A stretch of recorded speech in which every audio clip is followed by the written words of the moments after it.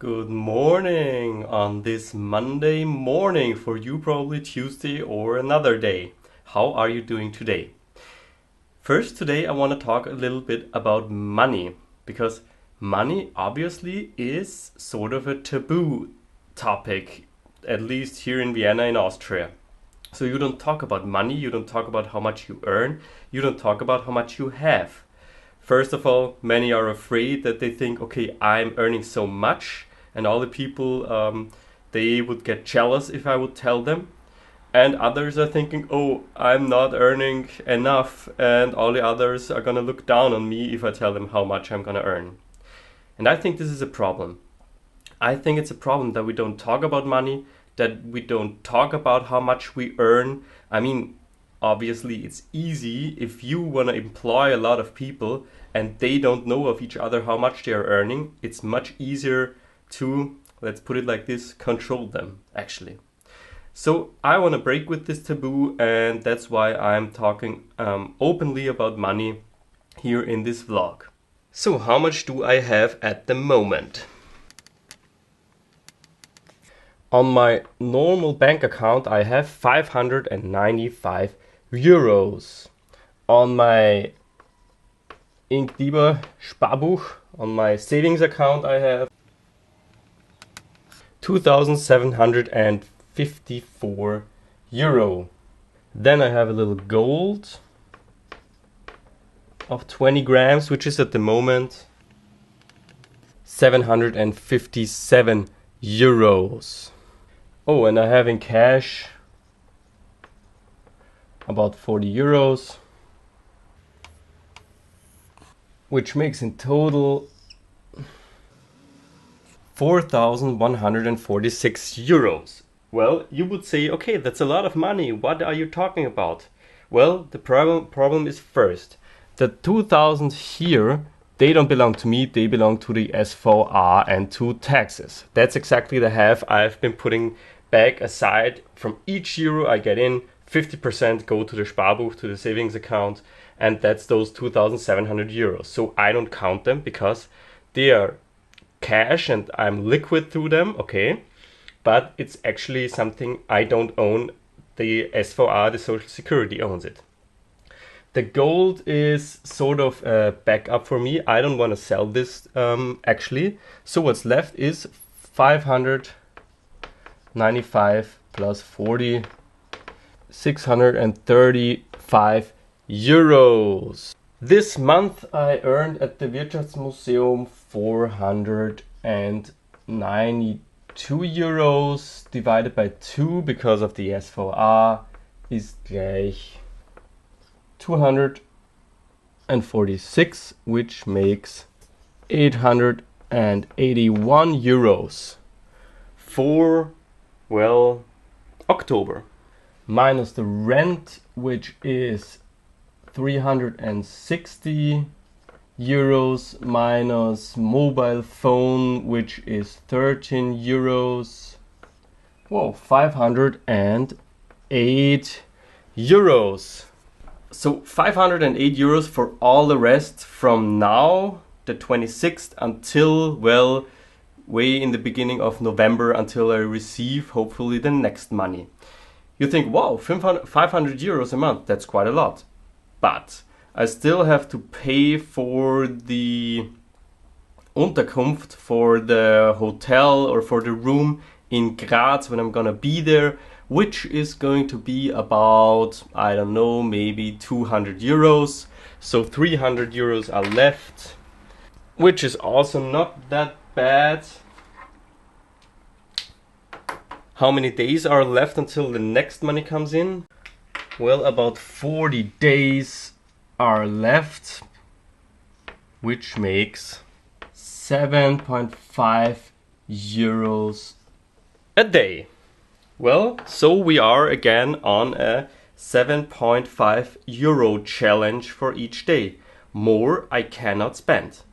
More than 7 euros I cannot spend. If I go to the movies and pay 10 euros, it's too much. If I buy some food and go to the biller and spend 20 euros, that's 3 times too much. If I want to buy a new pair of shoes and this pair of shoes costs 50 euros, that's 7 times too much. Well, let's save.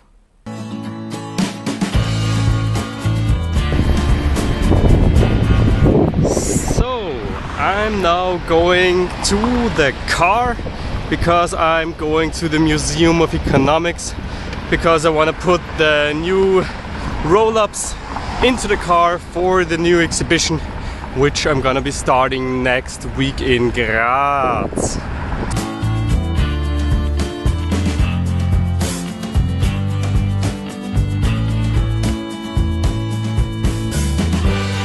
Alright, in the car.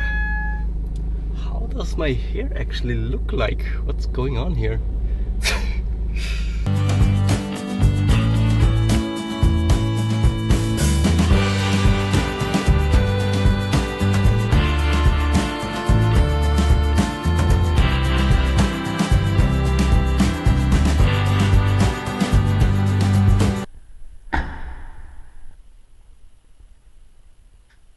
So this is the place where the Museum of Economics has all its folders.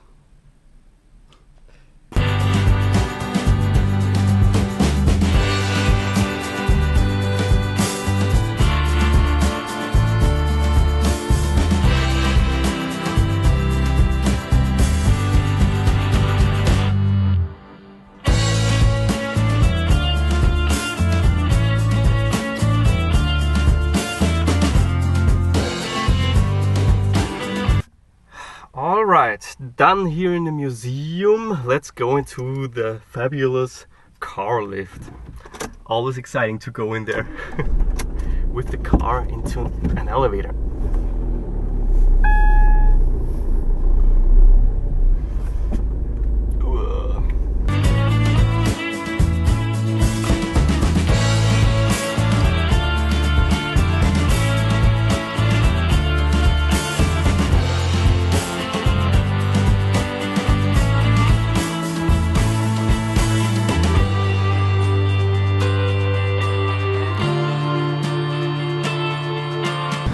Alright, I'm going now to an event about the unconditional basic income. For those of you who know, I'm a little skeptical about this concept. I can explain you later, but I'll see what they are gonna say to it. Begrüßen darf ich Sie zu einer Buchpräsentation, Diskussion zu einem Thema, das gerade in der Woche des Grundeinkommens wirklich super passt, dass das Buch fertig geworden ist, zu einem Thema Grundeinkommen, wo ich zugeben muss, da habe ich selber noch keine wirklich gefestigte Meinung dazu.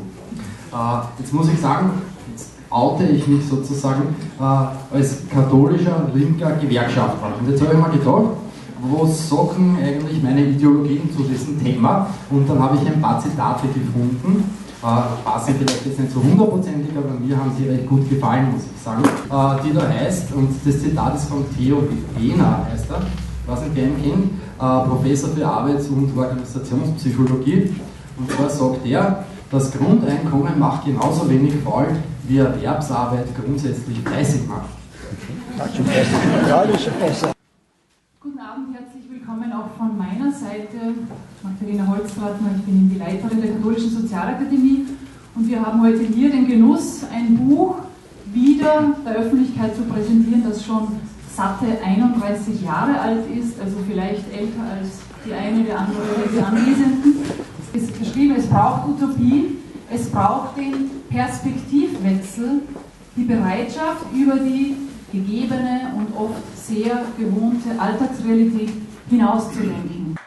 Neben verschiedenen Funktionen, unter anderem zuletzt in der Oberösterreichischen Gebietskrankenkasse, ist er seit nun 8 Jahren Minister in verschiedenen Bereichen für Gesundheit, Verkehr, Innovation und Technologie und seit diesem Jahr ist er Sozialminister.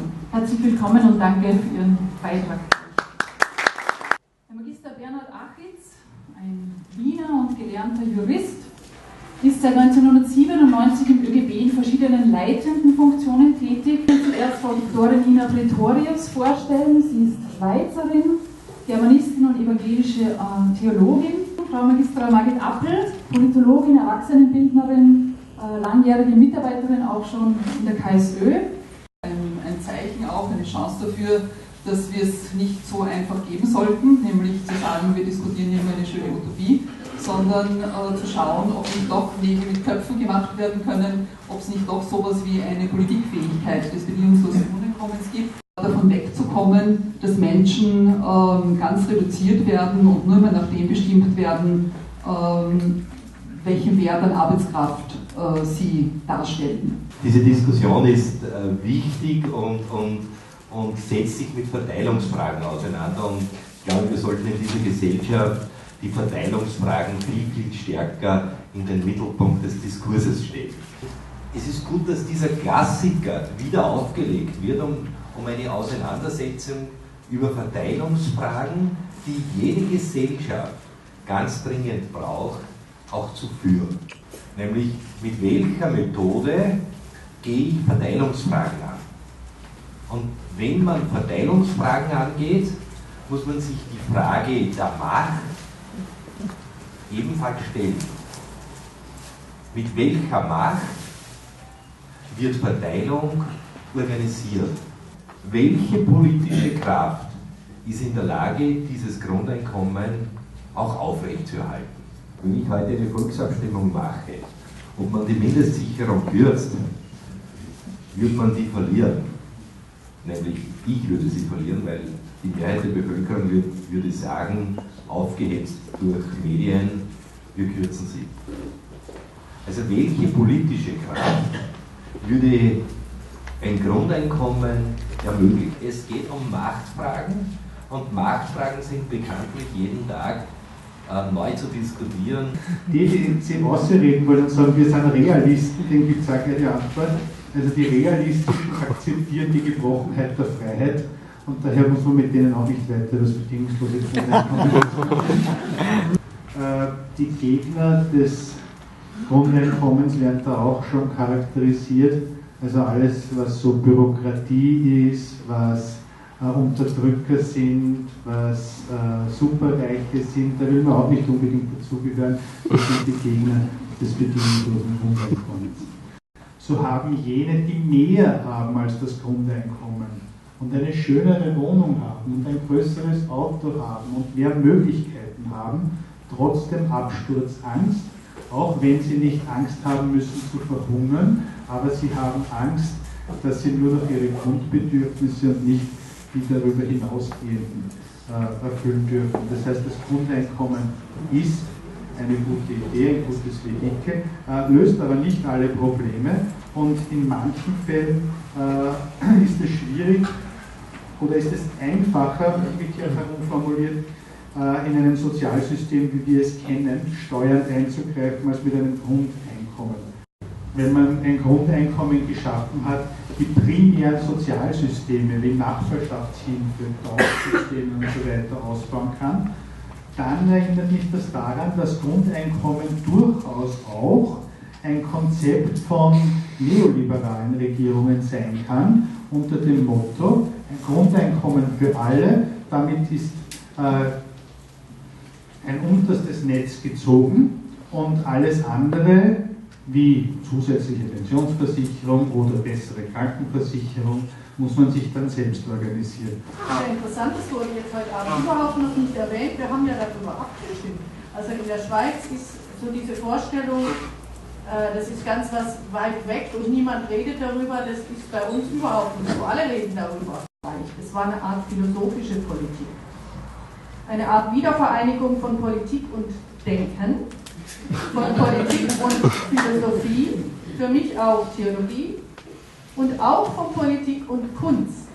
Ich habe in diesen 4,5 Jahren auch viel über patriarchales Beharrungsvermögen gelernt.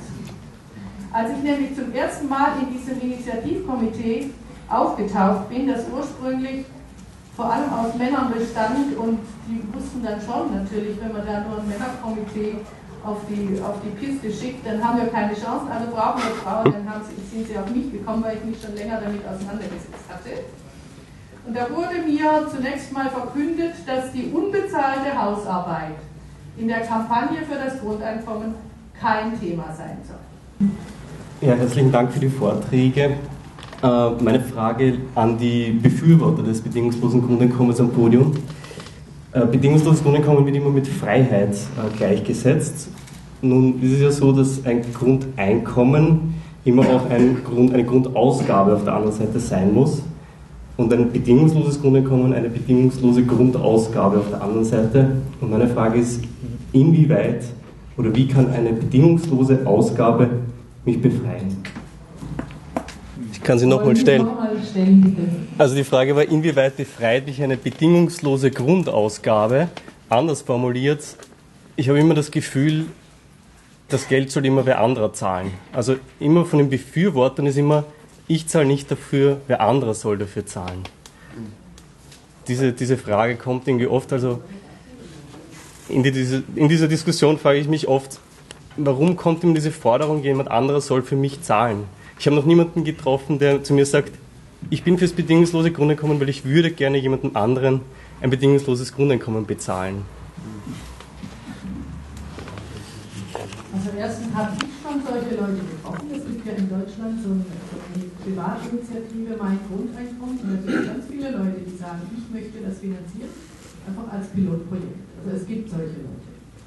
Und die andere Geschichte ist, dass ich, je länger ich mich mit dem Grundeinkommen auseinandersetze, nicht mehr denken kann, der Einzelne sorgt für sich selber und wenn er das nicht kann, dann müssen die anderen nicht. Weil wir sorgen ständig füreinander. Also wer sorgt denn schon für sich? Das ist so eine Vorstellung, ich sorge für mich selber, aber das stimmt doch überhaupt nicht. Also wenn Sie jetzt so einen Familienvater sich angucken, und da heißt es ja dann, der ist der Ernährer der Familie. Die Sprache stimmt ja schon nicht.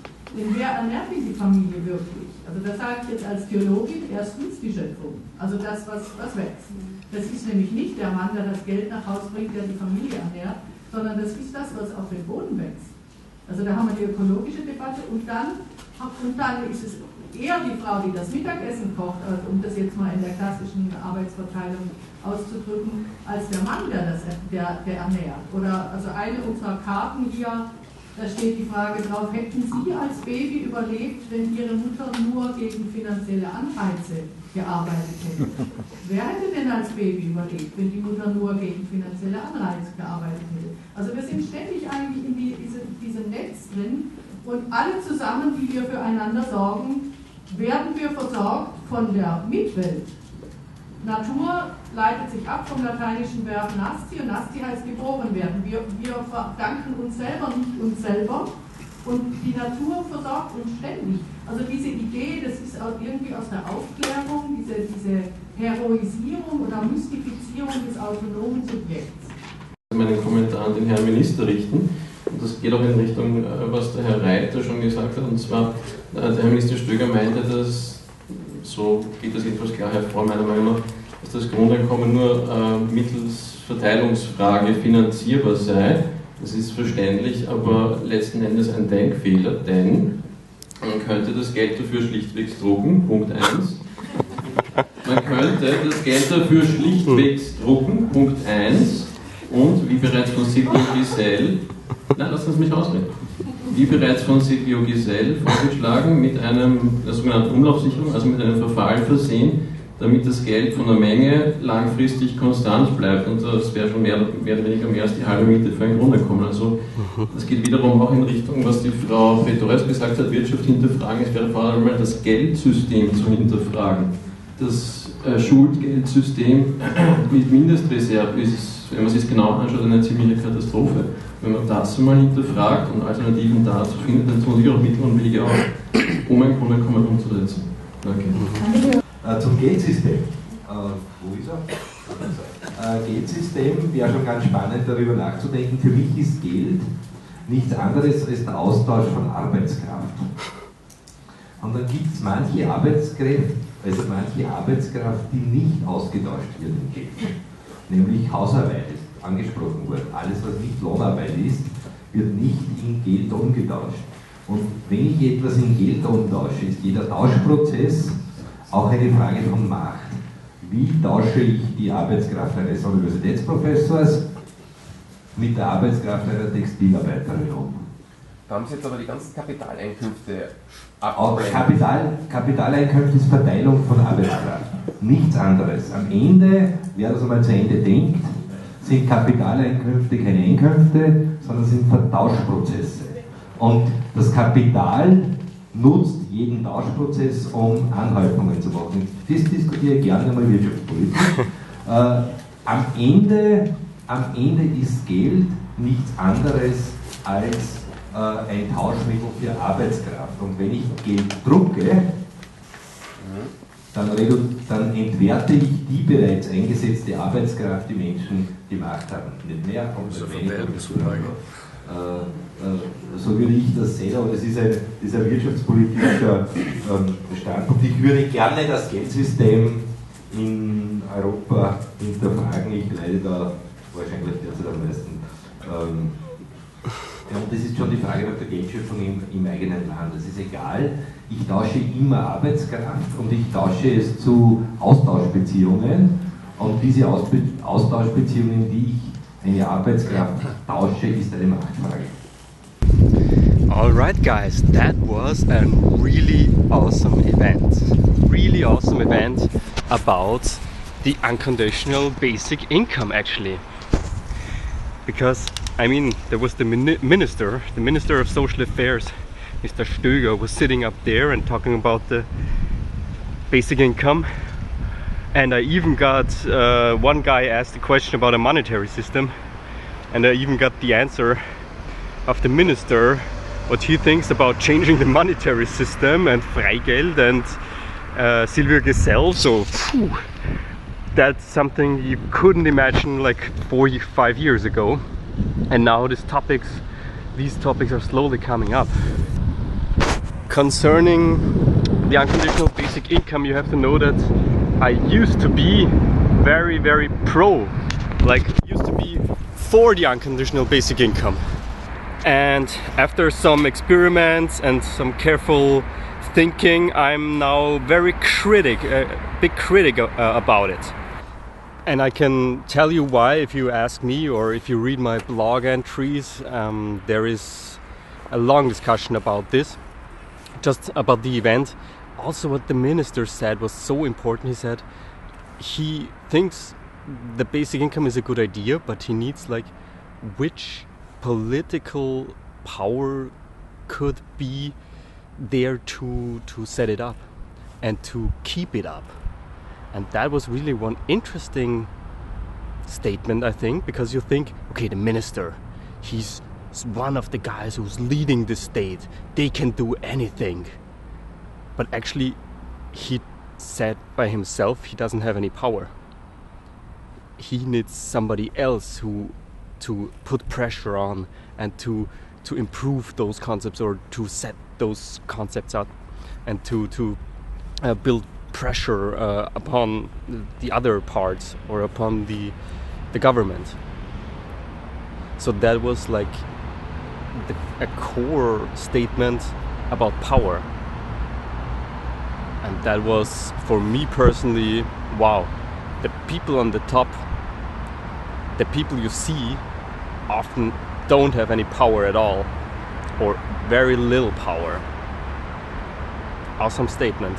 I mean, interesting was the answer to my question. I asked the question, okay, an income has to be the spending of somebody else. And everybody who says, okay, I want an unconditional basic income, says somebody else has to pay for it. And nobody says, hey, I want an unconditional basic spending. Because that doesn't sound good. That doesn't sound like it frees you. So I basically asked this question, and the answer was, well, just to summarize it in short, well, nature is there and nurtures us and feeds us, and nobody feeds himself or herself alone. Okay, but what does this have to do with the unconditional basic income? Should we tax nature, or should we tax the mothers? She didn't say anything where the money should come from, which we pay the unconditional basic income. So, interesting answer. The only answer what which was good was, okay, we have to change the monetary system, and this came by some of the guys from the public, from the people sitting and watching. He said the only thing which was right, okay, we could change the monetary system, and then we don't have somebody, need to have somebody who spends, so somebody else get the output. But then again, what the minister said was also so good. It's not money which is the problem, it's work and producing things. Because if you just print money and give it to people, this doesn't produce any goods or services. And that's also something maybe I'm wrong. Maybe. So to put it somehow better, people who are for the unconditional basic income make 3 mistakes basically.